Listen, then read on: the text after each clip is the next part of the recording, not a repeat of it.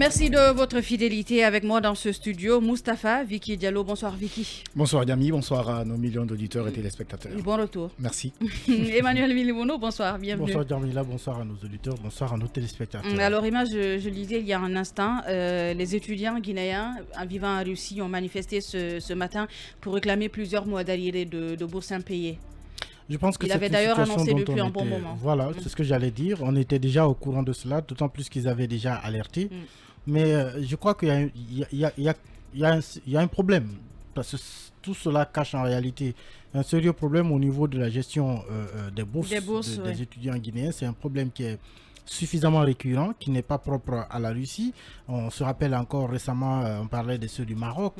Et la Russie, c'est quand même un cas parce que 10 mois d'arriérés, 10 mois, ça veut dire globalement, c'est depuis que la junte est là.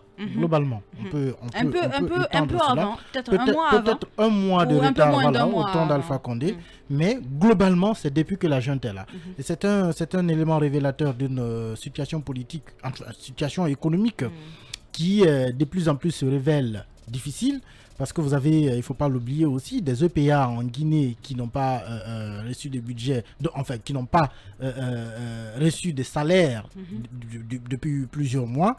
Et finalement, ce sont les étudiants qu'on envoie à l'étranger étudier qui méritent une petite bourse très maigre d'ailleurs de 50 $. C'est moins de 500 000 francs guinéens. Voilà, qu'ils ont du mal justement à obtenir.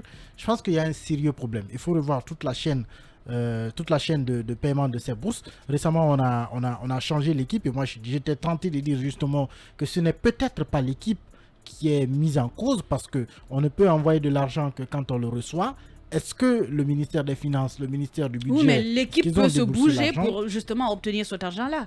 Oui, il faut qu'il y ait la volonté derrière, Emmanuel. C'est un service qui relève de la présidence. C'est un service qui relève de la présidence dont vous ne pouvez pas agir si vous n'avez pas l'argent qu'il faut.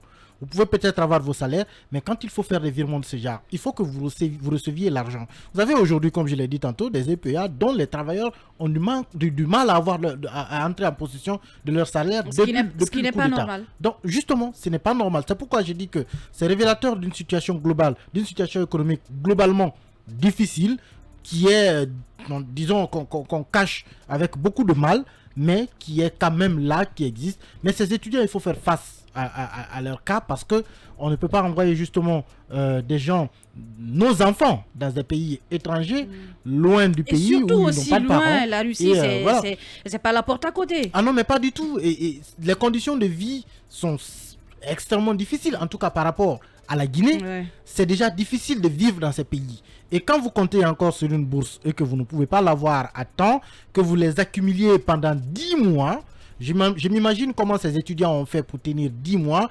J'imagine notamment des couches, notamment les filles, qu'on peut considérer dans ce sens comme étant en tout cas vulnérables à des situations pareilles. On parle souvent des filles, mais les hommes aussi. Hein, oui, mais elles sont plus exposées. Elles sont plus exposées à de telles situations parce que vous ne pouvez... Tout le monde est exposé dans ce cas. Les garçons encore pire. Hein. Tout le monde, moi je dirais, je dirais tout le monde. Il ne faut pas me convaincre que les filles ne sont pas plus vulnérables à de telles situations que les hommes.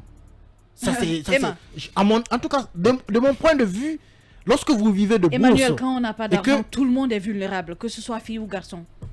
Mais là, on parle quand même de situations où vous pouvez avoir des étudiantes qui peuvent se retrouver dans la prostitution. Comme de l'autre côté aussi. C'est un cas extrême. Les hommes aussi. C'est un cas la prostitution, elle n'est pas que chez les femmes.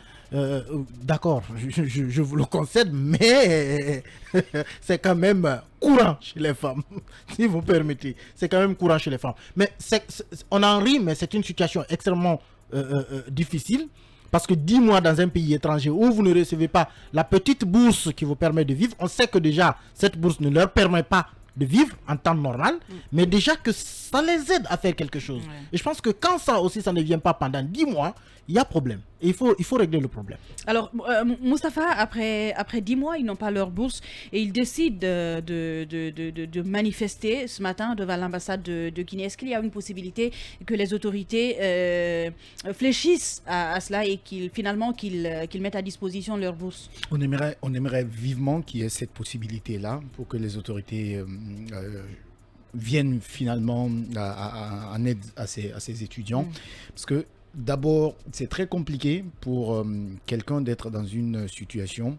Imaginez un tout petit peu, même les étudiants que nous avons en Guinée qui vivent loin de leurs parents, qui quittent l'intérieur du pays, qui n'ont personne à Conakry, qui viennent étudier, qui ne bénéficient que des pécules, des bourses d'entretien qu'ils ont. Imaginez que ces étudiants restent tout au long de l'année scolaire sans recevoir ces bourses d'entretien-là. C'est très difficile. Parce que non seulement il n'y a personne pour aider ces gens, les risques, Emmanuel les a énumérés, mais il faudrait que l'État pense à ces gens. Moi, je trouve quand même qu'on perd assez de temps en Guinée depuis plus de 9 mois. On perd assez de temps sur des questions qui ne sont pas, à mon avis, assez prioritaires et qu'on abandonne. Parce qu'il y a quelques mois, c'était encore les étudiants guinéens au Maroc qui étaient dans la même situation. C'est pas comme si on ne savait pas. Ils ont remplacé l'équipe, oui, mais est-ce que c'était vraiment l'équipe le problème? Je pense qu'aujourd'hui, la présidence manque de volonté. Ça peut être ça aussi parce qu'il faut questionner la gestion de ces bourses-là. On le dit très souvent, il y en a qui bénéficient de ces bourses alors que normalement, ils ne devraient pas. Oui, je trouve que c'est bien d'aller donner 10 millions de francs guinéens et 5 sacs de riz aux familles endeuillées, mais c'est encore mieux d'entretenir les étudiants que nous avons envoyés à l'extérieur du pays pour des études. Parce que c'est à la fois l'image du pays qui est en jeu, l'avenir du pays qui est en jeu. Les gens s'amusent, par exemple, les étudiants guinéens qui partent au Maroc, ils s'amusent à dire les Gabonais sont mieux traités. Mais en fait, ils sont mieux traités et ils sont ceux-là qui ont plus, en fait, des bonnes moyennes en classe, des meilleures notes en classe, parce que tout simplement, l'État se soucie, l'État pense à l'avenir. Aujourd'hui, on a l'impression que quand les États étrangers, dans le cadre des coopérations que nous avons avec eux, nous donnent des bourses, l'État guinéen, c'est comme si on s'en fichait pas mal. Chaque année, il y a au moins ce même problème qui revient. Je pense qu'il est temps, que ce soit la junte ou un autre régime, je pense qu'il est temps qu'on règle définitivement cette histoire, parce que c'est ce qui a d'ailleurs amené la présidence sous Alpha Condé de rattacher la bourse à la présidence. Alors, donc je pense que c'est un problème épineux qui existe depuis des années, mais il est temps de trouver une solution définitive. Alors Emmanuel, le problème existe depuis des années, tout le monde le sait parce qu'on entend les revendications de part et d'autre des étudiants guinéens vivant à l'étranger. Certains vont jusqu'à dire que peut-être une des solutions, je ne dis pas forcément c'est la meilleure, une des solutions serait tout simplement de supprimer ces bourses-là à l'étranger. Parce que on ne peut pas envoyer des gens à l'étranger et qu'on ne puisse pas leur donner un minimum de sous pour simplement survivre. Parce que là, c'est ce qu'ils font, ils survivent. $50, c'est carrément survivre. Je pense que supprimer n'est pas forcément la solution. On n'a pas besoin de supprimer. Rappelez-vous les premiers cadres qui ont repris la Guinée après l'indépendance. Ils ont étudié avec les frais de l'État guinéen. Peut-être que ça fonctionnait mieux à ce moment-là. Oui, évidemment, ça fonctionnait mieux. Il n'y avait pas beaucoup d'étudiants. Il y avait une meilleure possibilité de les prendre en charge. Évidemment, les contextes ne sont pas les mêmes.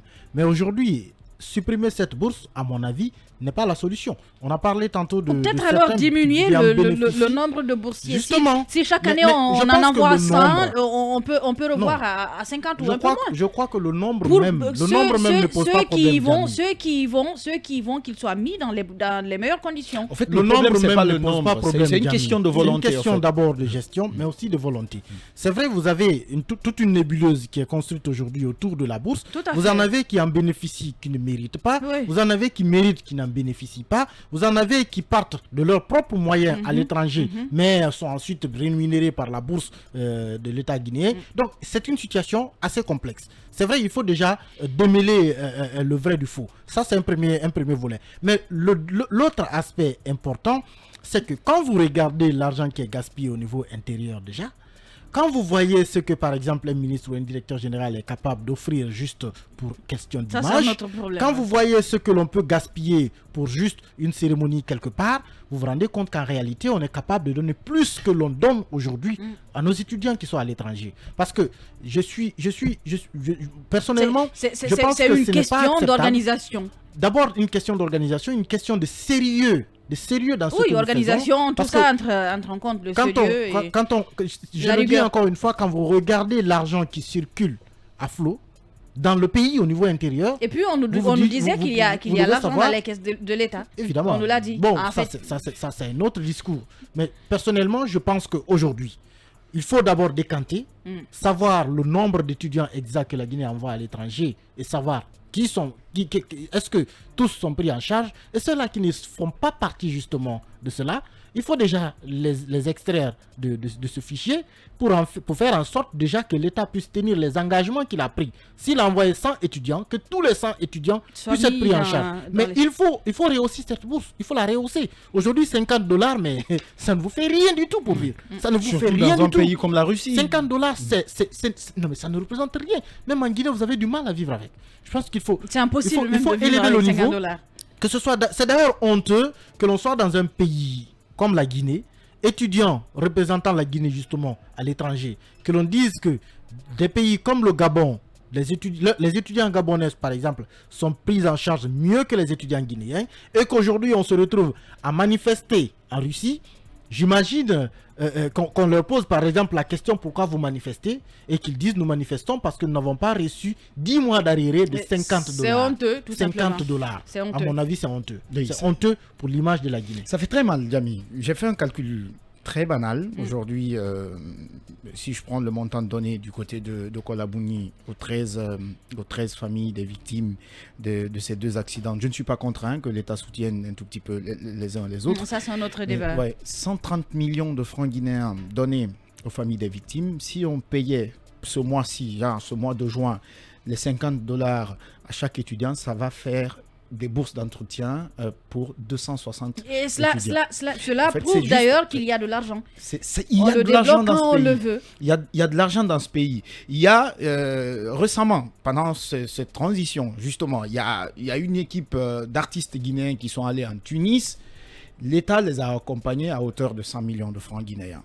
Et ces 100 millions de francs guinéens, celui à qui on a remis cet argent se permet de disparaître avec l'argent. Et pendant ce temps, ce sont des Guinéens qui sont allés à la recherche du savoir, qui sont en train de souffrir. Et puis, au-delà même pour dire que l'État prend ces étudiants-là, les amène en étranger, mais l'État s'en fiche totalement de ces gens. Est-ce qu'on pense à un plan d'absorption justement de ces cadres qui vont rentrer au pays après, à la fin de leurs études? Ça n'existe pas. En fait, il y a tout, comme l'a dit Emmanuel, c'est vrai, il y a la gestion de la bourse, mais il y a tout un truc, il y a toute une politique qui n'existe pas autour de ces Guinéens-là, de ces jeunes Guinéens, de ces étudiants guinéens qui partent à l'étranger pour se former au nom de l'État et pour l'État guinéen. Les gens sont surpris qu'on ait des fuites de cadres, de cerveau, mais en réalité, après plusieurs années d'études, vous offrez vos services à celui qui paye mieux. Absolument, absolument. Merci à tous les deux. Et puis l'autre sujet de talk politique de ce soir,